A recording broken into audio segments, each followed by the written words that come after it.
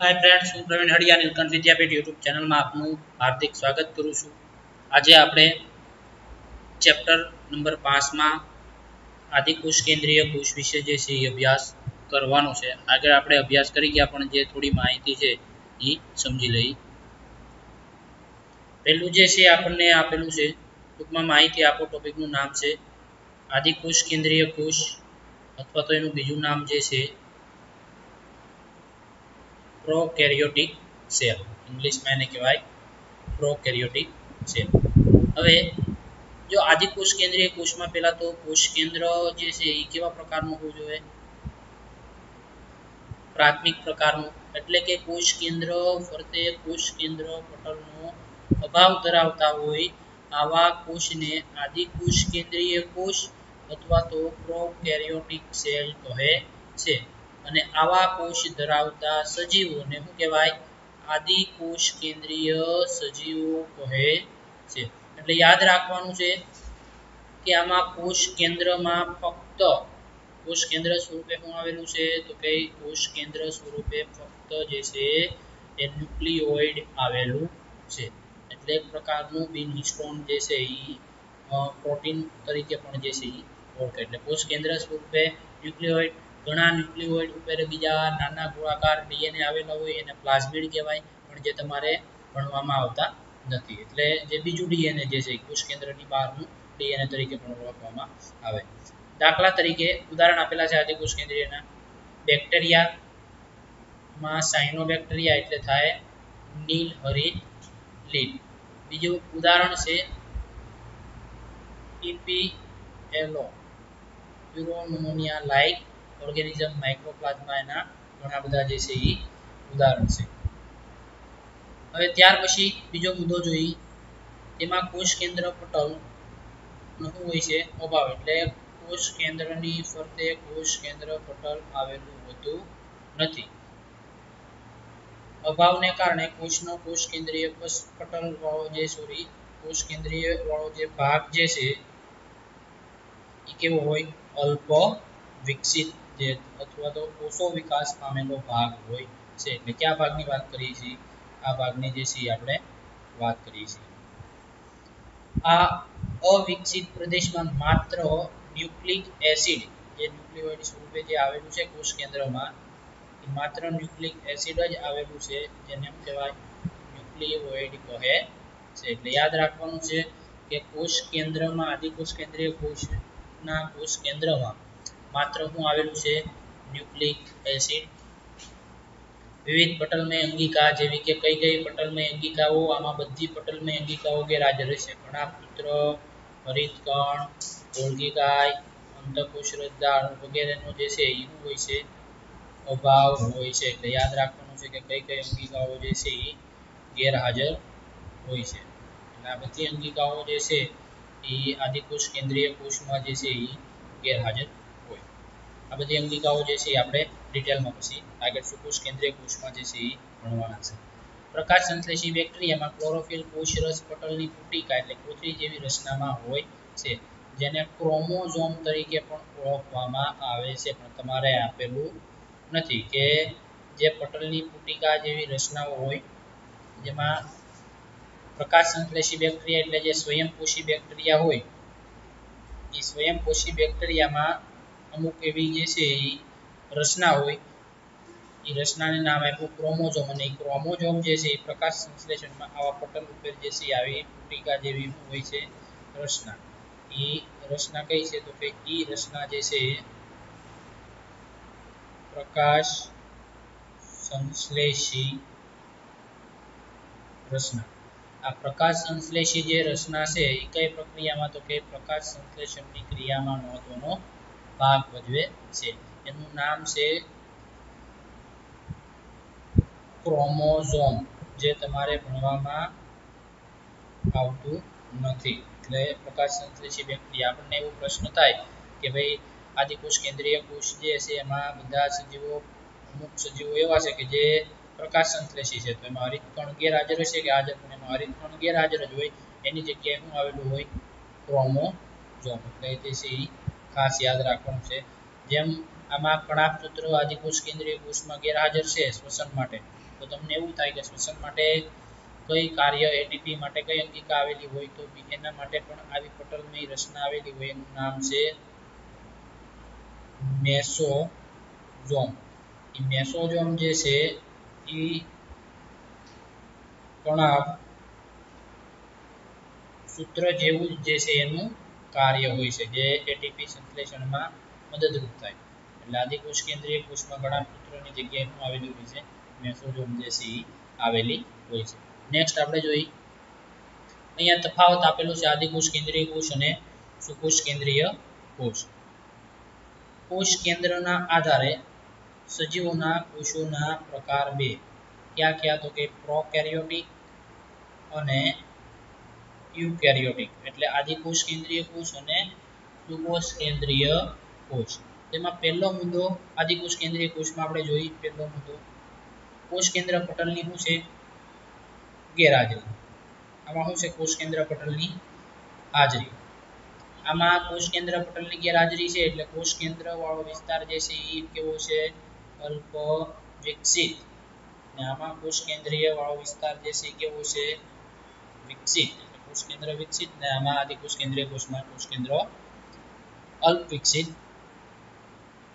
ત્યાર પછી એનું જોઈએ કદ સામાન્ય રીતે 1 માઇક્રો થી 10 માઇક્રો જેટલું જે છે આદિકોષ કેન્દ્રીય કોષનું કદ હોય અને તેની સાપેક્ષે સુકોષ કેન્દ્રીય કોષનું 5 થી 100 માઇક્રો જે છે એનું કદ આપેલું છે. એટલે આ પણ જે છે એ તફાવત છે. ત્યાર પછી જોઈએ તેમાં પ્રાથમિક આદિકોષ કેન્દ્રીય એટલે એનો મતલબ એવો થયો કે સૌ પ્રથમ જે કોષ અસ્તિત્વમાં આવ્યા એમાં જેવું કોષ કેન્દ્ર જોવા મળતું એવું કોષ કેન્દ્ર એટલે આ આદિકોષ કેન્દ્રીય કોષને આદિકોષ પણ કહેવાય કારણ કે એમાં જે છે એ અલ્પ વિકસિત કોષ કેન્દ્ર પ્રાથમિક પ્રકારનું કોષ કેન્દ્ર જોવા મળે છે જ્યારે સુકોષ કેન્દ્રીય કોષમાં જે છે એ વિકસિત જે છે એ કોષ કેન્દ્ર જોવા મળે છે. હવે આદિકોષ કેન્દ્રીય કોષ જે છે એના કોષ કેન્દ્રમાં જોઈએ આપણે તો તેમાં અલ્પ વિકસિત કોષ કેન્દ્રીય પ્રદેશમાં માત્ર ન્યુક્લિક એસિડ ધરાવે છે. ન્યુક્લિક એસિડ કયા સ્વરૂપે આવેલું હોય ન્યુક્લિયોઇડ સ્વરૂપે અને આમાં જો તેમાં ન્યુક્લિક એસિડ અને પ્રોટીનના બનેલા રંગસૂત્રોનું આયોજન થયેલું હોય છે. એટલે આમાં એક પ્રકારનું પ્રોટીન હોય પ્રોટીનને કહેવાય હિસ્ટોન પ્રોટીન ને ઈ ન્યુક્લિક એસિડ અને પ્રોટીન જોડાય અને જે છે ઈ શું બનાવે તો કે રંગસૂત્ર જેવી રચના જે છે ઈ નિર્માણ કરે. ત્યાર પછી છેલ્લે જોઈએ તેમાં કોષ કેન્દ્ર પટલ તેમજ પટલીય કોષીય અંગિકાઓની શું હોય છે ગેરહાજરી. આમાં બધામાં કોષ કેન્દ્રીય કોષમાં શું છે પટલીય અંગિકાઓની હાજરી. આમાં શું છે ગેરહાજરી. ઉદાહરણ તો કે બેક્ટેરિયાનો કોષ અને આમાં આપણે જોઈએ વનસ્પતિ કોષ અને પ્રાણી કોષ. એટલે આ જે છે એનો તફાવત જે છે એ ખાસ જે છે એ યાદ રાખવાનો છે. આ તફાવત જે છે એ ઘણીવાર તમારે આગળ જતા કામ આવશે કારણ કે 11 સાયન્સમાં પણ જે છે એ આદિકોષ કેન્દ્રીય વિશે જે છે એ તમારો અભ્યાસ કરવામાં આવે છે. હવે નેક્સ્ટ આપણે જોઈએ કોષરસ. પહેલા તો કોષરસ કોને કહેવાય એ આપણે જે છે કોષરસ વિશે થોડીક જે છે એ માહિતી મેળવી લઈ કે કોષરસ જે છે કોને કહેવાય. પહેલા આપણે જોયું કે ભાઈ કોષ હોય કોષની ફરતે આવેલું પટલ એ પટલને આપણે નામ આપી કોષરસ પટલ. શું નામ આપ્યું કોષરસ પટલ. વચ્ચે આવેલી ગોળાકાર રચના જેને આપણે નામ આપી કોષ કેન્દ્ર અને કોષ કેન્દ્ર અને કોષરસ પટલ વચ્ચે આવેલું જેલી જેવો ભાગ એને કહેવાય કોષરસ. શું કહેવાય કોષરસ. કોષરસની સાથે બીજી આવેલી હોય અંગિકા એટલે આ અંદરના ભાગને કહેવાય જીવરસ તરીકે પણ જે છે એ ઓળખવામાં આવે છે. જોઈએ આપણે કોષરસ ક્યાં આપેલો છે કોષ કેન્દ્ર વાળો ભાગ આ જે પટલ આપેલું છે એ પટલનું નામ છે કોષ કેન્દ્ર પટલ. એની પછી આ જે બહારનું આવરણ છે એ છે કોષ રસ પટલ, અને વચ્ચે જેટલો ભાગ જો આપેલો છે એ બધો છે કોષ રસ. અને સાથે બીજી બધી ઘણી બધી જે છે એમાં આપેલી આ બધી અંગિકાઓ જે છે એ આપેલી છે. ગોલ્ગી ગાય છે, હરિતકણ છે, વનસ્પતિ કોષો છે તો હરિતકણ છે, પ્રાણી કોષો છે તો સ્નાયુઓ. ત્યાર પછી કણાપુત્ર છે, એટલે અંતઃકોષ જાળ છે, આ બધી શું આપેલી છે આપણને અંગિકાઓ જે છે એ આપેલી છે. હવે કોષ કેન્દ્રની અંદર પણ એક અંગિકા આવેલી છે, પટલ વેન અંગિકા, એનું નામ છે કોષ કેન્દ્રી નામ છે કોષ કેન્દ્રી. એટલે હવે આપણે જોઈએ ટૂંકમાં કોષરસ પટલની અંદર આવેલા પ્રવાહીને શું કહેવાય? કોષરસ કહે છે. તે કોષના મોટામાં મોટો જે છે એ પ્રદેશ છે. ખૂબ જ ઓછું અભિરંજિત ગ્રહણ કરતો હોવાથી તે હંગામી આસ્થાપનમાં દાખા વિસ્તાર તરીકે જોવા મળે છે. એટલે કે આ કોષ અભિરંજિત એટલે શું? તો કે આની માથે આપણે કોષ માથે જ્યારે આપણે મિથિલિન બ્લુ દ્રાવણ નાખીએ, અભિરંજિત દ્રાવણ, ત્યારે એ ભાગ જે છે એટલો કલરિંગ વાળો થતો નથી. ભાગ જે છે એ ખૂબ આછો બતાય છે, એટલે અભિરંજિત ગ્રહણ કરતો નથી. એનો મતલબ એવો થાય, અભિરંજિત ગ્રહણ કરતો નથી. એટલા માટે એ કોષ જે છે એમાં કોષ કેન્દ્ર જે છે એ વિસ્તાર કેવો બતાય છે? ઝાંખો બતાય છે. સુકોષ કેન્દ્રીય કોષમાં વિશિષ્ટ પ્રકારની પટલીય કોષીય અંગિકાઓ આવેલી હોય છે. આ બધી અંગિકાઓ કોષ માટે વિશિષ્ટ કાર્ય જે છે એ કરે છે. એ કયા ભાગમાં આવેલી છે? કોષ રસના ભાગમાં. બીજું આપણે જોઈએ તો મોટા ભાગની જૈવિક ક્રિયા જે છે બધી ક્યાં થાય? કોષ રસમાં. એટલે કોષ રસ મોટા ભાગની જૈવિક ક્રિયા માટેનું જે છે સ્થાન છે. આપણે નેક્સ્ટ જોઈએ કે કોષ રસમાં કઈ કઈ પ્રક્રિયા થાય. તો આપણે ઉદાહરણ તરીકે ગ્લાયકોલિસિસ તબક્કો જે છે એ પણ કોષ રસમાં જે છે એ જોવા મળે. પછી કણાભસૂત્રમાં કેપચક્ર તબક્કો જે છે એ દાખલ થાય ત્યારે. હવે કોષ રસમાં આવ જે છે એ ટૂંકમાં જ યાદ રાખવાનું છે. નેક્સ્ટ આપણે જોઈએ વાયરસના ઉદાહરણ દ્વારા પટલનું મહત્વ સમજાવો. કયું પટલ? તો કે કોષ રસ પટલ. વાયરસનું ઉદાહરણ કેમ લેવાનું છે? તો એક પેલા વાત અહીંયા તમને હું કરી દઉં. વાયરસ આપણે જોયું કે સજીવ અને નિર્જીવ બંને તરીકે જે છે એ વાયરસ વર્તે છે, સજીવ અને નિર્જીવ. તો એ ક્યારે સજીવ તરીકે વર્તે અને ક્યારે જે છે એ નિર્જીવ તરીકે વર્તે? તો જ્યારે વાયરસ કોષની અંદર દાખલ થાય છે ત્યારે સજીવ તરીકે વર્તે. જ્યારે બહાર હોય પર્યાવરણમાં ત્યારે કયા તરીકે વર્તે?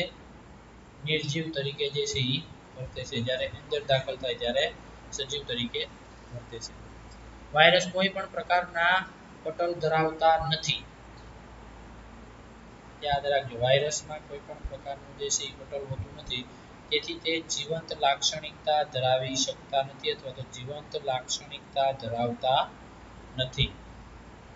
ત્યાર પછી આપણે જોઈએ વાયરસ જીવંત શરીરમાં જ્યાં સુધી દાખલ થઈ અને કોષીય યાંત્રિક દ્વારા ગુણન ન કરે ત્યાં સુધી જીવંતતા દર્શાવે તો નથી અથવા તો દર્શાવી શકતો પણ નથી. એટલે વાયરસને સજીવ અથવા જે જીવંત દર્શાવવા માટે અને કોઈ પણ જે છે એ કોષના માધ્યમની જે છે એ જરૂર પડે છે. ત્યાર પછી જોઈએ આમ જીવિતતા માટે પટલનું મહત્વ છે. એટલે કે કોઈ પણ સજીવ હોય અથવા તો કોષને જીવંત માટે જે છે એ પટલનું મહત્વ છે. એના ઉપરથી આપણને ખબર પડે વાયરસ ઉપર. કારણ કે વાયરસ જ્યારે અંદર દાખલ થાય શરીરની એટલે કે કોઈ પણ કોષમાં ત્યારે જે છે સજીવ તરીકે વર્તે. જ્યાં સુધી બહાર છે ત્યાં સુધી નિર્જીવ તરીકે જે છે એ વર્તે છે. એટલે આના ઉપરથી આપણને ખ્યાલ આવે।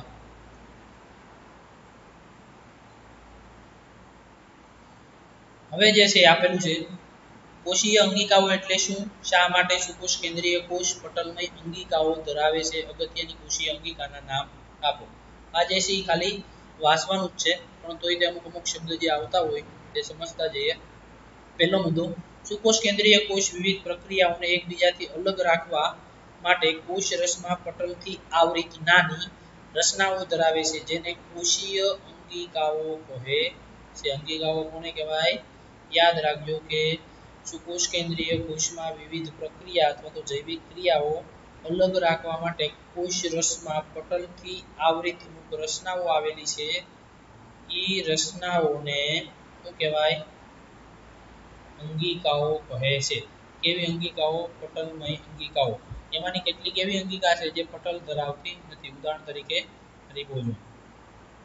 પટલમય કોષીય અંગિકાઓની હાજરી સુકોષ કેન્દ્રીય કોષને આદિકોષ કેન્દ્રીય કોષથી અલગ પાડે છે। એટલે આ જે મુદ્દો જે છે આપણે તફાવત જ્યારે ભણતા ત્યારે જે છે એ આવી ગયો છે કે સુકોષ કેન્દ્રીય કોષને આદિકોષ કેન્દ્રીય કોષ કઈ રીતે પડે અલગ, તો એ જે છે આપણે અહીંયા દર્શાવેલું છે।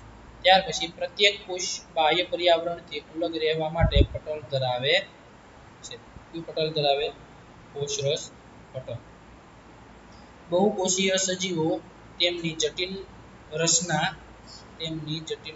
અને કાર્યોની જરૂરિયાતને પહોંચી વળવા માટે જટિલ રચના ધરાવતા સુકોષ કેન્દ્રીય કોષો ધરાવે છે।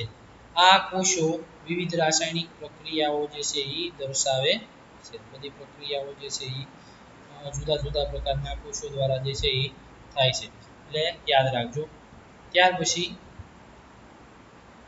આ જુદી જુદી પ્રક્રિયાઓને એકબીજાથી અલગ રાખવી ખૂબ જ જરૂરી છે। આથી સુકોષ કેન્દ્રીય કોષ પટલમય અંગિકાઓ ધરાવે છે, કારણ કે એક જ કોષની અંદર ઘણી બધી અંગિકાઓ હોય એ બધી અંગિકાના કાર્ય જુદા જુદા હોય, તો બધી અંગિકાઓને પણ જે છે એ જુદી જુદી રાખવી પડે છે।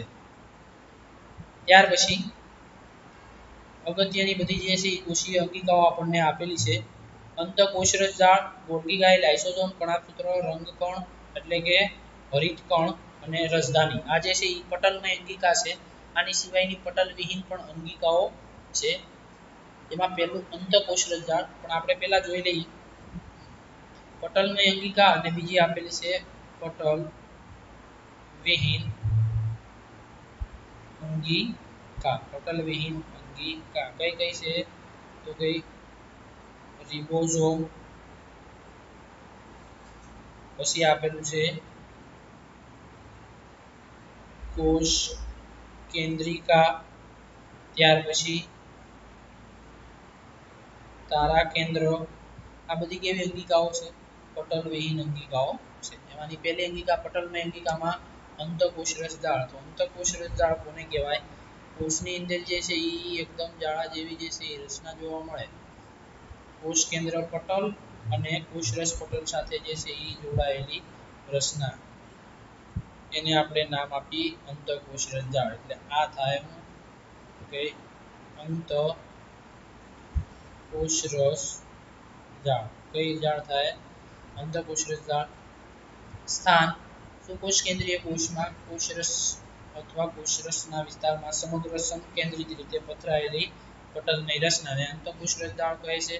રચના આપેલી છે કેવી છે? લાંબી નલિકામય, ગોળાકાર કે કોથળીમય પુટિકા જેવી જે છે એ રચનાઓની બનેલી હોય છે। એટલે આ નલિકામય હોય અથવા તો ગોળાકાર હોય અને કોથળીમય જે છે એ પુટિકા જેવી જે છે એ રચના જોવા મળે। એ જે કોથળીમય પુટિકા જેવી રચના જે સીધી આમ કોથળીમય જે રચના જોવા મળે, એ દાખલા તરીકે આપણે જોઈ કે ગોલ્ગી ગાયની રચના જે છે એની રચના જેવી રીતે સેમ ટુ સેમ જે છે એ રચના સ્વરૂપે જે છે એ પથરાયેલી હોય।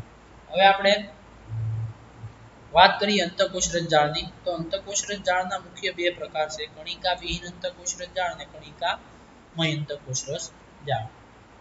તો અંતઃકોષરસ જાળની પટલીય રચના કોષરસ પટલની સંરચના જેવી જ હોય છે। વિભિન્ન કોષમાં અંતઃકોષરસ જાળની રચનામાં વિવિધતા જોવા મળે છે। તે હંમેશા જાળી તંત્રમય રચનાનું નિર્માણ કરે છે। એટલે આપણે જોવાનું છે પહેલા અંતઃકોશ રસ જાળ। હવે આ અંતઃકોશ રસ જાળ જે છે એ ક્યાં પથરાયેલી છે તો કયા ભાગમાં કોષ રસ વાળો જે ભાગ જે છે એમાં છે પથરાયેલી છે। ક્યાં ક્યાં રચના ધરાવે છે તો નલિકામય, ગોળાકાર, કોથળીમય જેવી પુટિકા જેને સિસ્ટર્ની તરીકે જે છે એ ઓળખવામાં આવે છે। એટલે હવે આપણે અંતઃકોશ રસ જાળના બે પ્રકાર કણિકામય અને કણિકા વિહીન। તો અંતઃકોશ રસ જાળ જે છે જો અહીંયા દર્શાવેલી છે આ જે છે એ છે કોષ કેન્દ્ર પટલ। કોષ કેન્દ્ર પટલ બહારનો જે ભાગ આવશે આ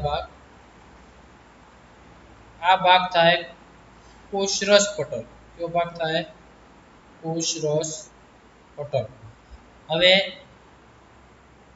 અહીંયા જે છે કોષ કેન્દ્ર પટલ સાથે અને બહારની બાજુ જે છે એ કોષરસ પટલ સાથે જે છે એ જોડાયેલી છે અને આખી જે છે એ રચનામય જાળી રૂપે જે છે એ વિસ્તરણ પામેલી છે। એટલે એના બે પ્રકાર એના આધારે તો જે અંતઃકોશ રસ જાળ ઉપર આવા રિબોઝોમ આવેલા હશે, રિબોઝોમ અંગિકા જે પ્રોટીન સંશ્લેષણનું શું કરે છે કાર્ય કરે છે, રિબોઝોમ આવેલા હશે એવી અંતઃકોશ રસ જાળને કેવી કહેવાય કર્કશની અંતઃકોશ રસ જાળ।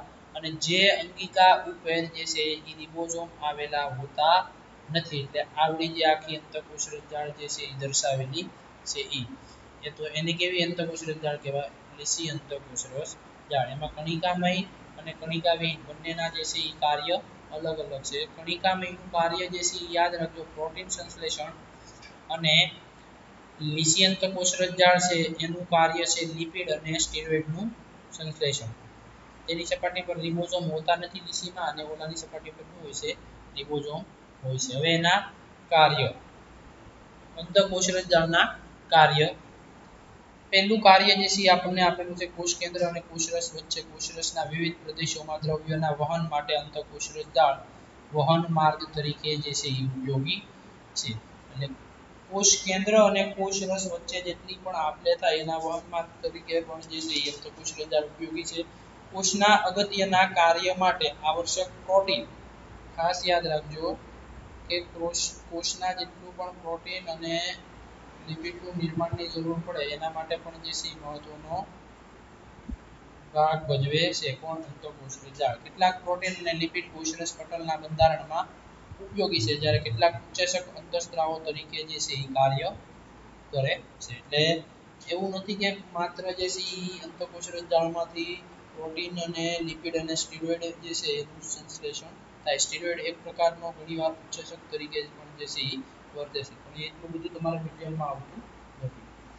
હવે કોષની કેટલીક જૈવિક રાસાયણિક પ્રવૃત્તિઓ માટે અંતઃકોશ રસ જાળ કોષીય બંધારણીય સપાટી પૂરી પાડે છે। એટલે કે કોષની જેટલી પણ જૈવ રાસાયણિક પ્રવૃત્તિ થાય છે એની એમાં બંધારણીય સપાટી કોણ પૂરી પાડે તો કે અંતઃકોશ રસ જાળ। પૃષ્ઠવંશી પ્રાણીઓના યકૃતના કોષના સમૂહમાં ઘણા ઝેરી દ્રવ્યો અને દવાઓને બિન વિષારક બનાવવા એટલે કે ઝેરી જેટલી પણ જે યકૃતને નુકસાન કરે એવા પદાર્થો હોય એને બિન વિષકારક એટલે કે બિનઝેરી બનાવવામાં જે છે અગત્યની ભૂમિકા જે છે એ કઈ અંતઃકોશ રસ જાળ ભજવે તો એ લીસી અંતઃકોશ રસ જાળ ભજવે। અહીંયા તમારે આપ્યું નથી પણ યાદ રાખજો કે ઝેરી દ્રવ્યોને જે છે એ બિન વિષકારક બનાવવા માટે કઈ અંતઃકોશ રસ જાળ જરૂરી છે તો યાદ રાખજો લીસી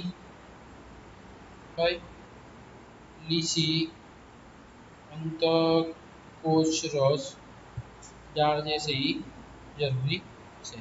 હવે આવતા લેક્ચરમાં જે છે આપણે નેક્સ્ટ અભ્યાસ કરશું। આભાર, જય હિન્દ દોસ્તો।